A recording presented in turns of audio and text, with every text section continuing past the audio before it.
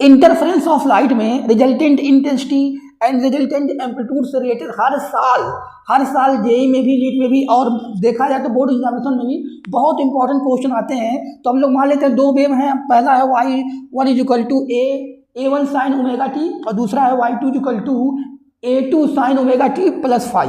अब ये दो वेव हैं, इनका इंटेंसिटी पहले का I1 और दूसरे का I2 मान लेते हैं और एम्पलीट्यूड तो A1 A2 दिया हुआ है। तब इनका रिजल्टेंट एम्पलीट्यूड निकालना होगा। तो यहाँ से रिजल्टेंट एम्पलीट्यूड को अगर A से नोट किया जाए, A equal to under root A1 square plus 2A1 A2 cos phi plus A2 square. तो इस तरह से इनका रिजल्टेंट एम्पलीट्यूड निकाला जा सकता है। अब अगर इंटेंसिटी की बात करें तो यहाँ से जो इंटेंसिटी होगी I इक्वल टू यहाँ से हो जाएगी I1 plus I2 plus 2 root I1 I2 cos phi.